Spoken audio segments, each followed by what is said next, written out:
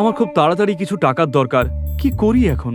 ভয় পাওয়ার কিছু নেই রাজু, এখন অনেক লোন অ্যাপস সঙ্গে সঙ্গে লোন দেয়, কোনো কাগজপত্র বা সিকিউরিটি ছাড়াই।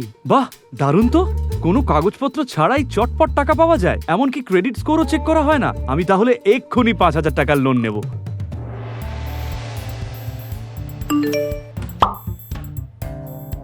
ওয়াও, এত তাড়াতাড়ি! স্যার, আমাদের থেকে যে লোন নিয়েছেন তার জন্য আপনাকে 7,500 টাকা দিতে হবে। কিন্তু ওই 7,500 টাকা তো 5,000 টাকার লোনের পক্ষে অনেক বেশি চড়া। স্যার, টাকাটা আপনাকে দিতেই হবে, আর এটাই শেষ কথা স্যার।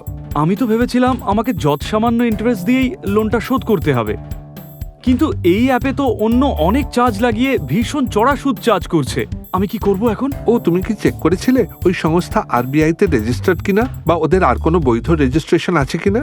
না তো, আসলে লোনটা খুব তাড়াতাড়ি পাওয়ার দরকার ছিল, তাই কিছুই চেক করিনি। মনে রেখো, লোন দেওয়া ফাইন্যান্স কোম্পানি এনবিএফসি আরবিআই এর সঙ্গে রেজিস্টার্ড বা লাইসেন্স প্রাপ্ত কিনা সবসময় দেখে নেওয়া উচিত।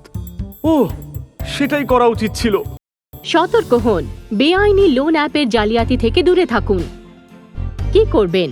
যে কোনো অ্যাপ ডাউনলোড করার সময় আর নিজের মোবাইল ফোন থেকে ডেটা অ্যাক্সেস করার অনুমতি অ্যাপকে দেওয়ার সময় সতর্ক থাকবেন। কোনো কোম্পানি বা এনবিএফসির আবেদন থেকে লোন প্রাপ্তির সময় সর্বদা ওই কোম্পানি বা এনবিএফসির রেজিস্ট্রেশন স্ট্যাটাস আরবিআই এর ওয়েবসাইট থেকে চেক করে নেবেন এখানে www.rbi.org.in, আর সমস্ত নিয়ম ও শর্তাবলী ভালো করে পড়ে নেবেন। ঘটনাটির বিষয় কাছাকাছির সাইবার ক্রাইম থানায় রিপোর্ট করুন, আর ন্যাশনাল সাইবার ক্রাইম রিপোর্টিং পোর্টালেও cybercrime.gov.in। কি করবেন না, সজাগ থাকবেন।